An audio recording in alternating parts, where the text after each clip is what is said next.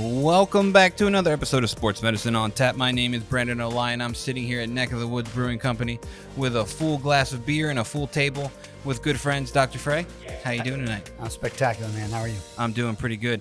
As again, we're coming to you live from Neck of the Woods Brewing Company in Pittman, New Jersey. Here a bit early. Here a little bit earlier than usual. Little earlier than our usual time slot here on a Tuesday evening. Yeah.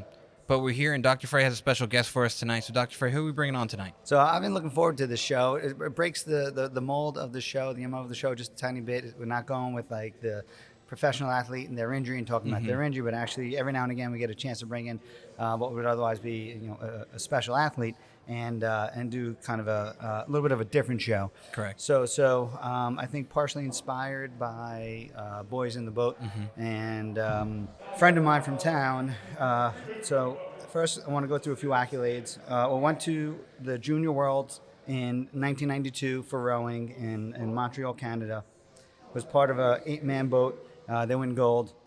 Goes to the Junior Worlds in 1993 in Oslo, Norway. Part of the 8-man boat, wins bronze. Goes to UPenn from 1994 to 1998.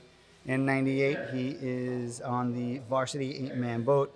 They win the Ivy League championships. And I don't know if anyone has seen or read the book Boys in the Boat. And Matt will correct me if I'm wrong in just a moment, but I think that's kind of the big race, like the championship race sort of at the end of the year. And then they qualified to go race internationally in Henley, England, and then continue to progress upwards. Senior Worlds in the year 2000 in Zagreb, Croatia, in what is otherwise known as The lead sled. The lead sled. Lead sled. Rowed in the coxed pair boat. So it's two guys in a boat that are rowing their coxswain, and won gold for the U.S. and helped the U.S. Tie Britain for the lead in the medal count during that World Championship. Thank you for coming on the show, Matthew Guerrieri. How you doing, man? It's great to be here. Thanks for having me. Yeah, for sure. Absolutely. And I think it was one of those things where Dr. Frey talked about you coming on for a long time. We've been trying. Yeah. And that's why I think I like these shows a lot, because, again, it breaks the mold of what our usual MO is. And it's like, it's also a perfect time, too. Like, Right. It's also, I didn't pay attention to, like, ESPN and all the injuries and stuff, which was nice, because it's like, we don't have to do all that. We're set. We got a show. We can talk about something a little different. We can break the mold a little bit and go outside of Yeah. our wheelhouse and learn something a little different today, which is exciting. Yeah, for sure. I feel like rowing is such a kind of a specialty sport, right? Like I think if you're in that world, it's probably a small world. I'm not very familiar with that world, unfortunately, right? It's such a cool sport. It's such a great looking sport. The idea of like being on the water, being in the boat, and like you see the images of it. Every time there's a commercial for like an Ivy League school or like high level school, there's always a clip of someone on their, wearing their jersey out on the water rowing. Yeah, I mean, it's a very specialized sport. It's expensive. You need water. expensive, right. Yeah, too. need water, exactly. So a lot of East Coast, a lot of West Coast. Penn and Philly is a big hub for rowing. Right. And then Right. Seattle was too, but now it's growing like everywhere. All the big women's college schools have it now to offset Title IX, so they get a lot of money they can spend on rowing Yeah. Right. to offset the big football teams. Yeah. So at that point, not that it was that long ago. We're old, but we're not quite that old. But it wasn't quite as big as it is like now that you're saying. What got you into rowing initially? My brother, he's 5 years older than me. He did it for the high school that we went to in Holy Spirit down in Absecon, New Jersey. Yeah. And just following his footsteps. He was successful doing it. He went to the Junior Worlds twice as well. He got the bronze. Hang that up real quick. Right. A little younger brother jab there, no big deal. I was doing what he was doing, following his footsteps, and got lucky got successful doing it. So I was thinking about this as I was writing down some of your accolades last night. Right. We live in a town that has a lot of very good athletes. We have a number of professional athletes that live in our town. So a number of hockey players, the Flyers, a number of Phillies live in our town. For some reason, it doesn't seem like Sixers or Eagles migrate. They go more to, I think, Morristown. But anyway, a lot of tremendous high-level athletes, right? I think you can make the argument, maybe short of one extraordinary baseball player that lives in our town, that are you the most accomplished athlete within our town? right? Who else? No. We have Henry McFadden, who's was World Championships high school swimmer right last year. Was in Japan, and training hopefully an Olympic hopeful this year. I think we have an Olympic hopeful swimmer who's in 9th grade right now. I don't know, man. Like not many other people will be the best in the world at what they do, and that's exactly what a gold medal in a world championship is. Correct. Like you and one other guy in a boat. Yeah, I never thought of it that way. Right. But I'll take it. right. And an exceedingly modest guy for what it's worth. I don't know. I would imagine that the majority of the people that we both know in town, they don't even know that you have this history. Would you? I mean, Yeah, I agree. Yeah, I mean, I coach a little bit, so Yeah. the people that are in the sport know. But I think outside the sport, they probably don't know. Right. Yeah. I don't think I've ever once seen you wearing like rowing jersey, the coat, right? Like it's like tailor made for something to wear. Like it's just not part of your repertoire to advertise it. Yeah, just probably alumni events. I wear that, but yeah, not around town. Yeah. Not your grocery store outfit for the day. Exactly. So your brother's rowing. Yeah, you decide to try it out, whatnot. What was it about rowing in particular that appealed to you? I think right away, just because I was an athlete growing up, played football, basketball, ran track, up to 8th grade, and then rowing's mainly a spring sport. Yeah. For high school. Now it's gotten bigger in the fall. But back then, mostly a spring sport. And as soon as I started doing it, my times on the ergometer, the rowing machine were really good. So, I was like, oh, this might be my thing. Right. Yeah, and I think it's interesting too. Like you said, it's like a specialized sport. Like it's kind of like its own little wheelhouse, and like there's some sports that are similar to it, where it's just like it's its own little closed network of people, and like you expand out. And I think it's funny where not a lot of people put the connection between, like, they'll go to like a CrossFit thing or like Orange Theory Fitness, and they'll hit the rowing machine, but they don't understand that like there's much more to it than that. It's like there's a whole sport dedicated to this, and like it's way harder than you think. Right. Yeah, And a lot it's of mechanics. Yeah, Yeah, a lot of a lot of mechanics. It's not technique. just like go out there and just try to burn as many calories as you can throwing this thing and throwing your back out or whatever the case. But there's a lot more to like the technique of it, I think, which is Sure. overlooked.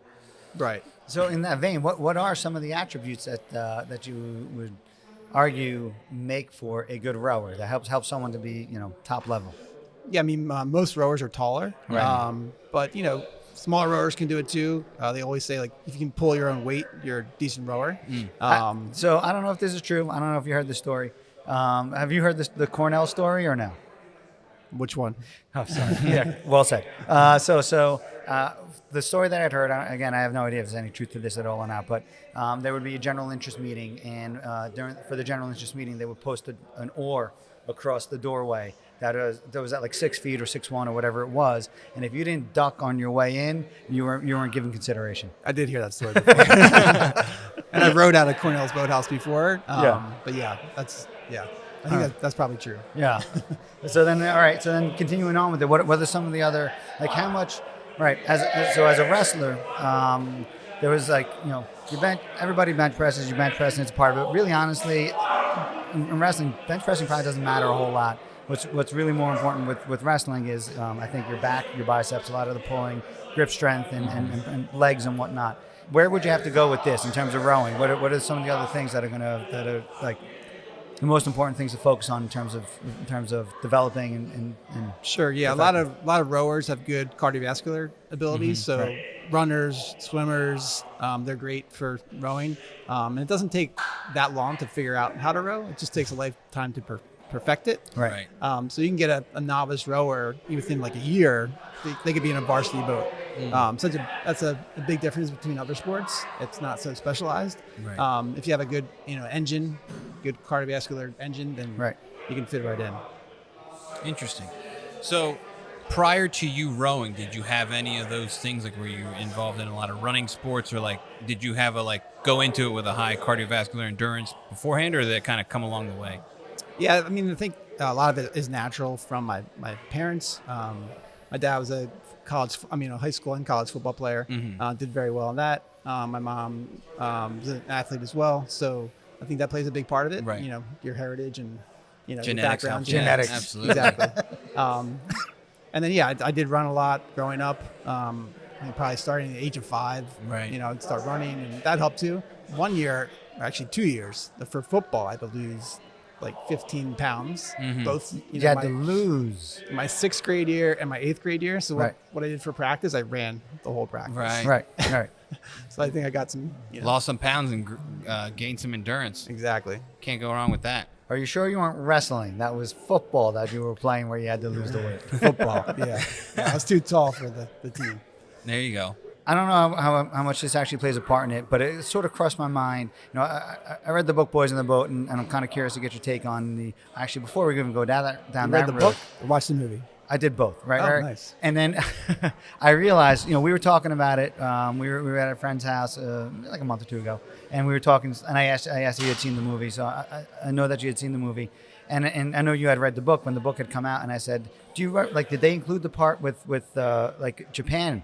And you kind of looked at me like, no, they didn't include that part. And I realized after the fact, I was like, man, I just melded 2 books, Unbroken, into Boys in the Boat, and I was like, oh god. But nonetheless, I was watching the movie. I don't remember. I didn't pick this up in the book, but in watching the movie, the coxswain, he basically gives him a count, right? Like row 42, row whatever, So how important is that? Like that is there a timing ability, a skill ability? Like do people just have, like musicians will have a certain timing? Like they just can go to Yeah, certain sure. rhythm? You come up with a race plan, and the coxswain, he executes it. So, everybody has to be in sync when you're rowing. Eight people can't row separately. If you're picking up a 200-pound weight, if you pick it up by yourself, it's hard. If you pick up with 8 people, it's Right. easy. Right. So that's what the coxswain does. He's Right. keeping time, making sure everybody's doing the right thing at the right time. Yeah. He's a very important part of the boat. And are you just following the guy in front of you, or timing wise, or? Yeah, primarily follow the stroke, Okay. which is the guy closest to the coxswain, into the back of the boat, in the stern. And he keeps the rhythm. He's typically the smaller guy, and then the bigger guys are in the middle of the boat. They call that the engine room. Right. Yeah. Makes sense. Is that where you wound up? Yeah, I was the thicker, stronger guy, so I was in the middle of the boat. Got it. Fantastic. The what were your thoughts? And the idea is not to have the show be about the movie, and I think we're gonna pretty soon. I want to try to move into some injury specific, rowing injuries or specific type injuries. But what were your thoughts on the movie?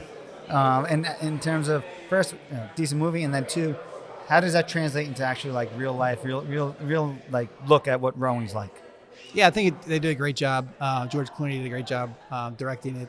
Yeah, they brought a lot of aspects into rowing, kind of like made it feel like, I got the chills, during some of those racing scenes. Yeah. For sure. And the training, it's hard. It's not easy. You got to have like a different mindset to be a rower. And I think they definitely figured that out. They did a nice job of it. They did, yeah. It wasn't, the whole book. Obviously, they can't fit a whole book in an course. hour and a half, but Right. yeah, they did a good job. Yeah, it's always tough to get like a really good book and really translate that into a film. It's Never like, works. Never works. I mean, you hear it all the time. The book was so much better. And it's like, I get it. Like, it's sometimes when you read a good book, it's like, comes out and movies like, I don't even want to do it anymore. Like, I'd rather just keep what my movie in my head was from that book and not change it. I don't want to change that whole idea. Right. So I think it's interesting. And I think it's also, like you said, just alluding to like the difficulty of it. Because it's not just like, I don't know. You asked a layman person, we're crew to go run boats. Oh, like, we went on a canoe trip over the summer. Like, no. It's like way different. Like, there's way more power, endurance, and all this other athletic aspects of it that's like, I think is overlooked most of the time. How much of the training that takes place is actually land work versus actually being out in the boat? So when you're a novice starting out, a lot of it's land work because you can't get enough exercise in while you're on the boat because you don't know how to pull the oar. Right. As you get older, there's less land work and more just in the boat. Sure. Yeah. And like you said, like later on, it's more like getting the timing down and all that stuff to like really like perfect the art of it, not so much like the art and the science of it, right? The art is like getting the timing and everything, and the science would be getting the strength, the endurance, and all the other things like kind of in line. But like you said, as you go on, all that other stuff should be kind of like in your Play-Doh right now. You're just kind of perfecting your craft and like kind of smoothing out the iron, if you will. Yeah, and it does take a really long time to perfect it, and that's where you're at the top, you're racing against the top people in the world, so Right. you really have to get like everything down, otherwise. Because every like millisecond counts, efficiency, right? Like, right? Yeah. Efficiency of Yeah. stroke. Yeah, there's about 240 strokes in a 2,000 meter race, and so like if you get an inch get better on every stroke, that's 240 inches, so it makes up a lot of time. That makes a lot of sense. Yeah. Yep. How much are your wrists like kind of rolling the oar and like rolling the paddle as you're going through it, playing into this? The wrists are important. I know, rowing alumni races, I haven't rowed in a while. I go out and race, and my forearms are like burning. Oh yeah. Because I'm like, oh man, yeah, Haven't done that this in a while. Yeah, exactly. So yeah, there's definitely technique involved with the wrists. Do people wear gloves? Is it illegal? It's not illegal. Is it frowned upon? It's Is it frowned it's upon? more frowned upon. The calluses are a badge of honor, right? Yeah, exactly. And when it gets really, really cold, you can cover your hands so Yeah. they don't freeze. You don't get frostbite. Oh, Sure. yeah. Other my. than that, you want to like touch the oar. A lot of them would are feel wood. it. Yeah. A lot of them are wooden. Some are the more recent ones are like rubbery. Yeah. But yeah, you want to feel that oar. I feel like for, again, our sons are on the same lacrosse team there. And my son's a goalie. And like all the time, I'm like, put on shin pants, man. Put on. And nope, won't do No it. shot. Like he's allowed to, but yeah, it's just like a point of pride and like kind of frowned upon. Yeah, it's unbelievable. I would say as a doc, typically, we have athletes that come in and whatnot, and we see some of the injuries. For me, I feel like the majority of the injuries that I see, it would be more on like, high school level athlete are straightforward overuse injuries, right? Like that's typically what I see. I'll see some back pain type stuff, and I think that's pretty ubiquitous throughout the sport, right?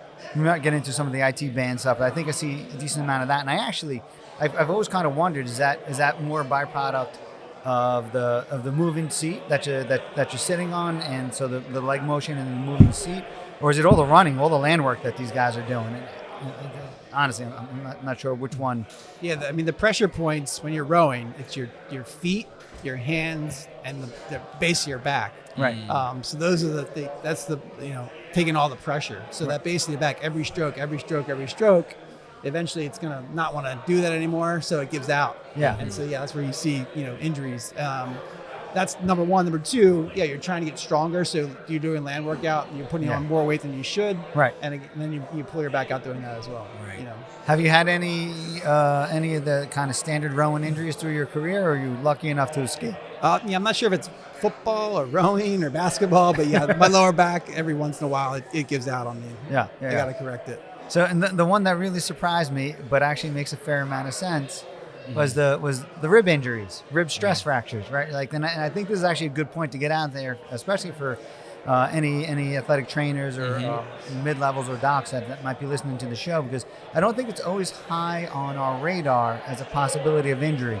And then somebody comes in and is in a pain, and it's a little tough to explain. And if you miss the fact that it is a common injury in rowers, it might go right over your head. But yeah. So pretty standardly, or people will come in and they have a little bit of what we call prodrome, but that pain kind of in the rib area, and there's some soreness, some achiness, and then it can progress right onto a stress fracture. So you can pop a rib. What was the theory here on as to why that happens? It's I always thought it was your lat pulling on it every stroke. Right. And yeah, if you're doing that, 1,000 times every day or 2,000 times every day. Right. Yeah, it's just It just too much sounds stress. so much, but like, Right. I think it's like it kind of equates to like the rib stress fracture is like kind of like the tibial stress fracture of runners. You know what I mean? Like it's just like that area that's getting that constant like pounding and all that force is generating through it. Yeah. And your ribs aren't that strong, like they're kind of pliable, Speak right? for yourself, buddy. They're kind of pliable, right? They have they have to expand and contract, and like the rib cage itself is pretty mobile. Right. But you're doing something that's like so taxing on it, and the muscles that attach to it are constantly pulling on it. And like you said, doing 2,000 reps of anything sounds terrible. Right. But like doing it and like causing that injury, it makes sense that that's like common. And I don't think I really even thought of it till we started talking about like doing some notes for the show. It's just like.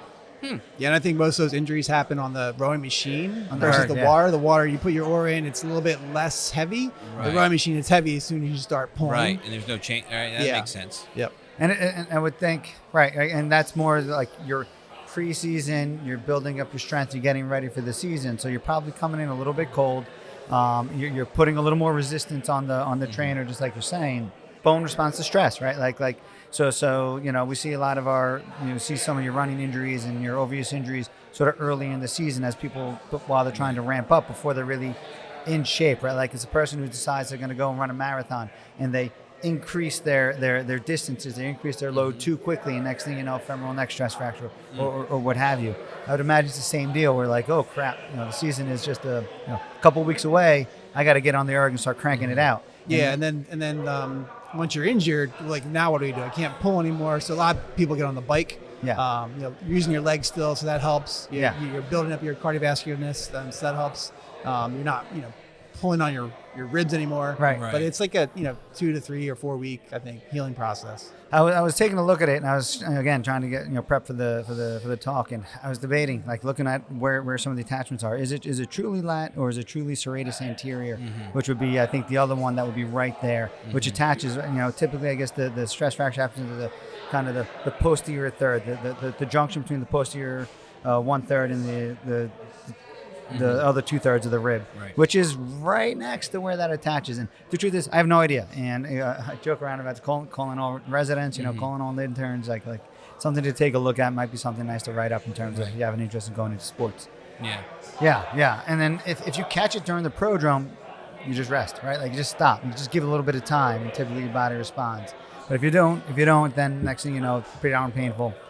Difficult to breathe. Hurts every time you cough. Hurts every time you take a deep breath. Not much to do. Just got to give it time. Ribs are the worst. The worst. Yeah. It's funny. It's like my ongoing favorite joke of when I get a rib injury. It's like, all right, well, just stop breathing for a couple days, and it'll have plenty of time to rest. It's like, oh, what? Can't do that now. We're on to the next one, right? Like, yeah. It's just tough when it comes to that rib stuff, and it's like, it's ironic. I had to evaluate someone with a rib injury today, and I was like, man, do you have a stress fracture in your rib? That's a possibility. Oh, is it? Because now it's on your mind. Yeah, now it's on my mind. I didn't think about it before, but it's like it's a thrower in track, so it's like do a lot of twisting, a lot of like rotational stuff. So it's like that's a lot of chronic stress on your ribs. Like, could very well be. Oh man, I got to put that in my differential upstairs now, so I can remember. Like, that's an option. So we talk about that in the world of medicine, and we say that sometimes like it may see you, do you see it? Is what it comes down to, right? Like it may walk in the door, it might be there, but if it's not in your mind as a possibility.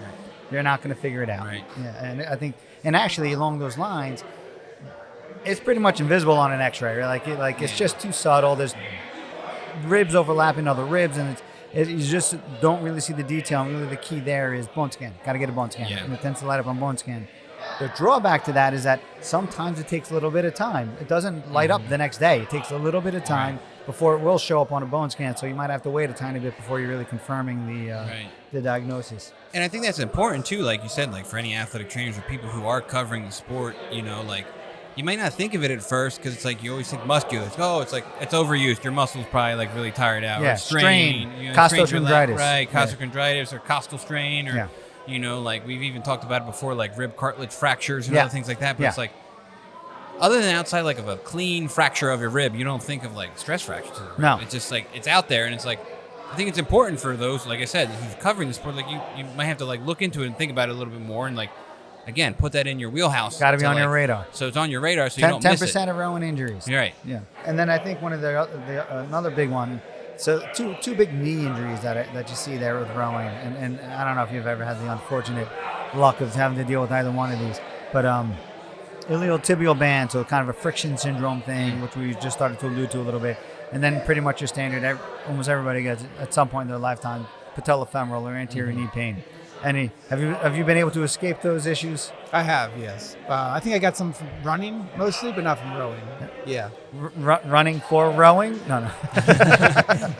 So is it associated as a rowing injury if Yeah, you're running to row? Does it count? Does it count? Does it count in the ticker? I don't know. Right. But yeah, and that's kind of our standard stuff. We see that all the time. It's very frustrating. It's kind of difference being some of your anterior knee pain is just it's just generalized pain kind of in the front of your knee, oftentimes right on your patella, and sometimes when you jump or when you land, it tends to be a little bit worse on stairs. And then kind of your friction syndrome tends to be a little more to the outside, and that's usually IT band related. Right. And these are frustrating, right? Like they're annoying because it's enough to impact your ability to perform and do the things you want to do, but they're not really much of a danger. They're just annoying. Yeah. Sure. Yeah.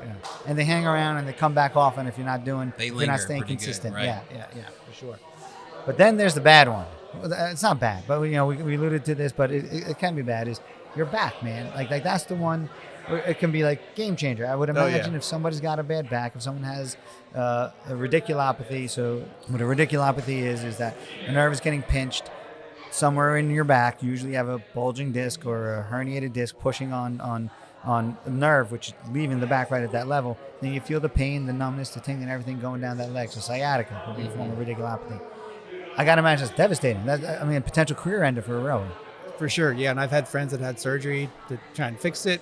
I considered it a couple years ago because my back pain wouldn't go away. I'm like, what is going on? Right. I got an X-ray. Within a week or two, it started clearing itself out, and never had to get surgery. Never took the next steps. Right. Yep. Out of curiosity, was the pain in your back? Was the pain going down your leg? It's just in my back primarily. Yeah. So in general rule of thumb, pain in your back doesn't often get better with surgery. It usually just changes. Pain that goes down your leg disappears after surgery. So, if it's really bad, and I am not a spine surgeon, and it's just a general rule of thumb. It's not an end all be all. Mm-hmm. But if it gets really bad, consider going down that road. If it doesn't, avoid it at cost. Yep. Yeah, that's what I'm trying to do. Yeah, keep away as best as you can, like you said. Like, you don't want to start all that. And I guess it would be a hard thing to come back from too, especially if you want to continue anything of recreational rowing from getting a spine surgery. This doesn't sound like sitting down and rowing is going to be a good. It sounds like about the worst thing you could potentially do. Right. Yeah. Like, seriously, holy cow. So, and you've been pretty fortunate, right? Like in addition to having an outstanding career, you did deal with some back pain, but it sounds like in general fairly injury free. Yeah, I think I've gotten through all my injuries. Like I said, usually it's a week or two. It can work itself out. I've been to PT for it. Right. That's always great. You strengthen it. Mm-hmm. I'm a big opponent of taking, ibuprofen to fix stuff, and so I try and stay away from that. Yeah. And it's worked out well.